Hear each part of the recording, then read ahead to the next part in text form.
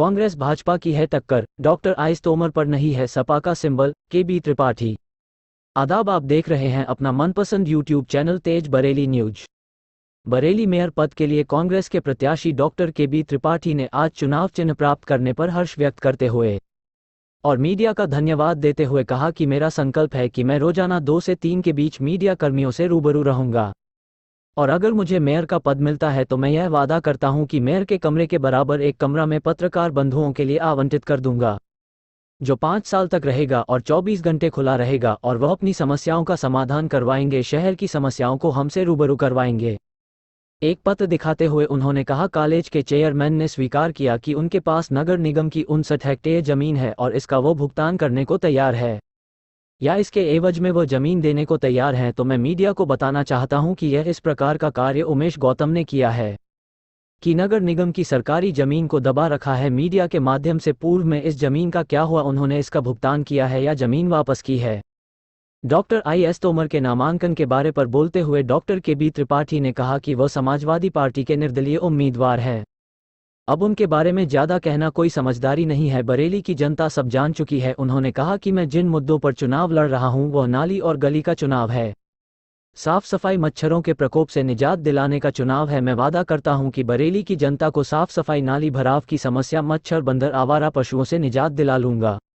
Mayor बनने के बाद मैं डॉक्टर IS तोमर से कुछ ज्ञान प्राप्त करूंगा कि 10 साल वो मेयर पद पर रहे तो बहुत से काम क्यों नहीं करा पाए। अब मैं कैसे उन काम को करा पाऊंगा, क्योंकि स्कूलों की स्थिति को सुधारा जाएगा। चुंगी स्कूल ने पैसे वालों के बड़े बड़े गरीब से लेकर अमीर तक के बच्चों को शिक्षा मिलेगी और वहीं से IAS PCS छात्र निकलेंगे। कुल मिलाकर मेरे पास एक विजन है, मैं निगम की स्थिति को सुधार लूंगा, बरेली को स्मार्ट सिटी का रूप दूंगा, लोगों को बड़े टैक्स से निजात दिलवाऊंगा। रिपोर्ट जमीर अहमद। सभी मीडिया के साथियों का बहुत बहुत स्वागत है। आज जो मैंने प्रेस कॉन्फ्रेंस बुलाई है वो इस खुशी में बुलाई थी कि आज मुझे सिंबल प्राप्त हुआ है, आपके साथ खुशी साझा कर सकूं।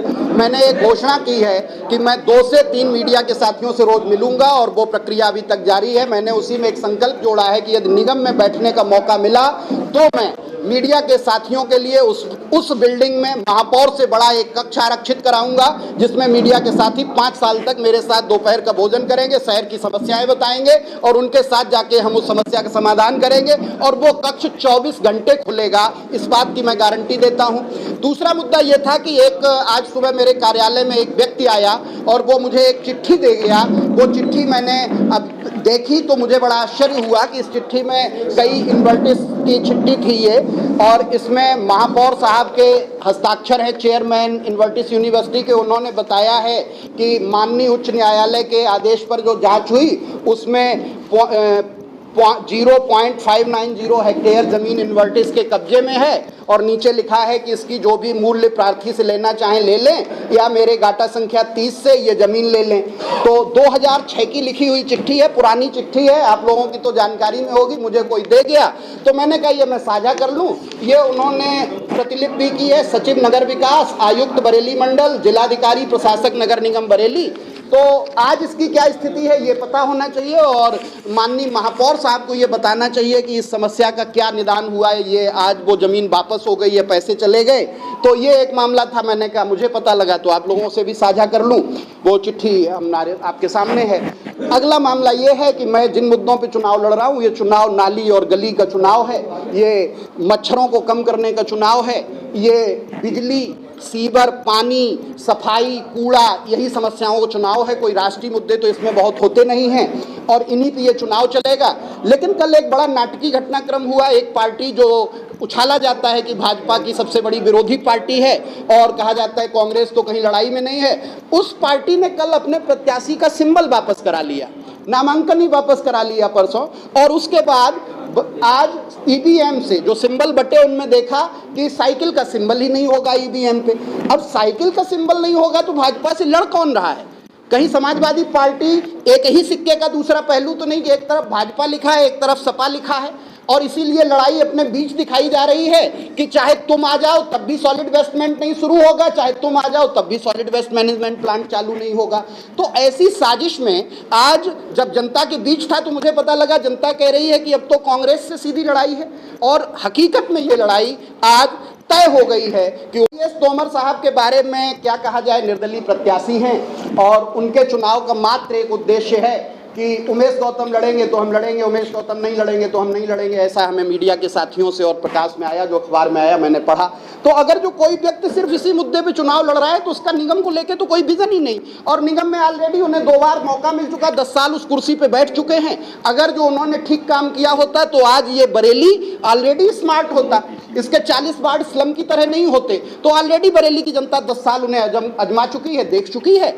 उनका आशीर्वाद मैं लूंगा, उनके मार्गदर्शन, उनके अनुभव का लाभ लूंगा। मेयर बनने के बाद मैं तोमर साहब से पूछूंगा कि 10 साल में आप जो काम नहीं कर पाए वो मैं कैसे कर सकता हूं। हमारे सीनियर हैं, उनका आशीर्वाद है, विद्वान आदमी है, डॉक्टर है, उनके तमाम अनुभव है। लेकिन निगम में काम करने के लिए एक जो ऊर्जा चाहिए है, जो विजन चाहिए है, जिस तरह की सोच चाहिए है कि चुंगी के स्कूलों को सुधारा जाए, चुंगी स्कूल का बच्चा IAS PCS बने, चुंगी के अस्पतालों की सेहत सुधारी जाए, नाली गली सफाई सीवर ठीक कराया जाए, उसके लिए वो प्रतिबद्ध हमें नहीं दिख रहे हैं। इसलिए मैं तो अपनी लड़ाई उमेश गौतम साहब से मानता हूं कि 2 ही सिंबल में अब मामला है।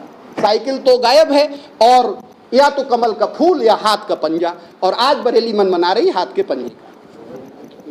बाद भी क्या उन्होंने बरेली की समस्याएं देखी? क्या चुंगी के स्कूल देखे? क्या नाथ मंदिरों की एक दिन में परिक्रमा की? मैं एक दिन में 8 नाथ मंदिर होके आया।